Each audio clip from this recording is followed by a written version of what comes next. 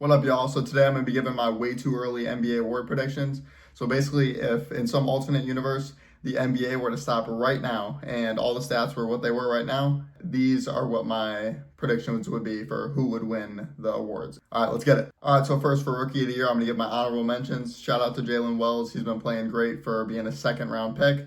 And Zach Edey's been playing great and very efficient. And then Ryan Dunn, his shot wasn't there in college, but now he's shooting them and he's making them. So, and his defense is still there and he's been playing great. So shout out to him. But for Rookie of the Year, I definitely have Jared McCain. He has been playing out of his mind. Right now, he's averaging 15, 2, and 2 on 47, 41 splits, which is really good efficiency, especially for a rookie. And over his last 4 games, he's averaged 27, 23, 34, and 29. And he's been playing with confidence, 3-point shooter. Like, you can't leave him open. He's going to hit him. And he's an incredible player. And him being the 16th overall pick, he's really proven people wrong that he should have been even probably a top 10 pick. So that's who I have for Rookie of the Year. All right, next up for Sixth Man of the Year, my honorable mention is Peyton Pritchard. He's been an absolute spark plug off the bench. 3 seconds left on the clock, and it's a half-court shot. You can call it in there. He's just been incredible. He's averaging 16, 3, and 3 on 47, 42 splits. He's been great for the Celtics off the bench and really is evolving into a really great player, especially he's an undersized guard at, I believe, 6 foot.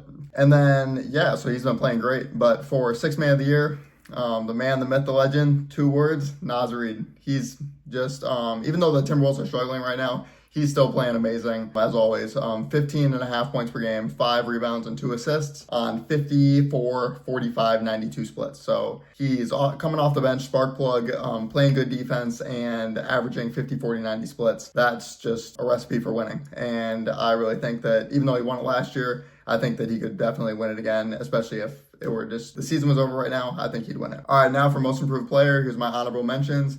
I have Dyson Daniels. Last season, he averaged 6, 4, and 3, a steal and a half. And now this season, he jumped up that scoring, averaging 15, 4, and 3 on 4 steals a game. So he's really been stepping up his play. And now for the next honorable mention, I have Grady Dick. He really has had a great second season jump right now. Last season, averaged 8, 2, and 1. Now jumped up to 20 points per game, 3 and 2 on 43 to 34 splits. So he's been playing great. But for most improved player, it's kind of surprising because he's 31 years old, but I have Norman Powell if the season were to end today. Because last season, he's been just a spark plug off the bench and usually kind of hit or miss with efficiency. But it makes sense why he's made the jump up because with Paul George gone from the Clippers and then Kawhi out for who knows how long, Norman Powell has really stepped up for that offensive role, but the efficiency has been there too. So now he's jumped up. He's averaging 24 points per game, 3 and 3 on 50, 48 splits, which is just insane. Especially, it would be crazy for a 31-year-old to jump up and win most improved player. So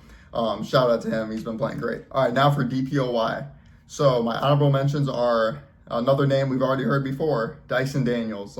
Oh my gosh, he's probably one of the best, if not the best, on-ball defender so far, perimeter defender. He's just been playing out of his mind, just defensively. 4 steals a game. I think there was a stat where I believe in his last 4 games, he had 6 steals, 6 steals, 6 steals, and then 7 steals. That's just nuts.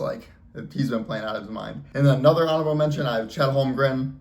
He honestly might have been my pick, but he got injured and he's missed a few games. But he's an amazing rim protector.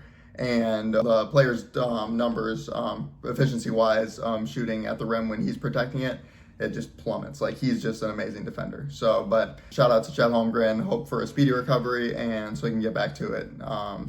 And also shout out to the Thunder. They're just, all 3 of their centers are injured and they're just dogging it out with Jalen Williams at center at 6'5". So shout out to them for sure. But now for my Defensive Player of the Year, as I feel like most people would have this too, I have Victor Wembanyama. He's averaging close to 4 blocks a game, which is nuts, and a steal a game as well. But if you just watch him play, his length, that 8-foot wingspan, it's just when people I've seen so many clips and just watched games of players, and they'll try and drive in, and they'll just literally won't even try and put up a shot because he's in the paint.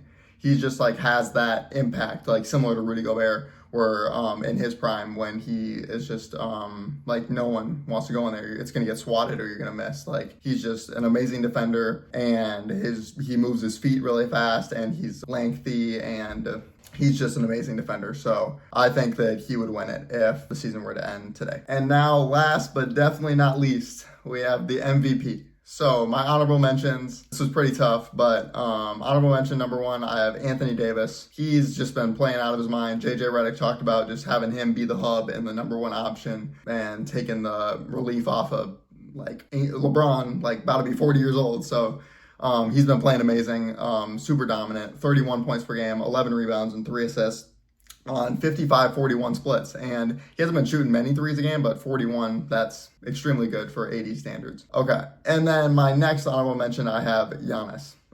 Just had that crazy 59-point game and comeback win. And right now he's averaging 32, 12, and 6 on 60-20 splits. And obviously he's not a three-point shooter, so that's just how he's been through his career, but always super efficient, shooting around the rim, and he's just super impactful, incredible defender. He's often in Defensive Player of the Year talks, and he's just incredible. So, but for my MVP, there's nothing you can really say, like, that the numbers don't lie. The man, Nikola Jokic, he's averaging almost 30 points per game, 14 rebounds, and 12 assists on 56 splits. This dude is just nuts. Like, he is putting on the backpack and carrying that team with Jamal Murray playing pretty subpar and Aaron Gordon missing time and just the team not looking good. He's just like, okay, let's get it done.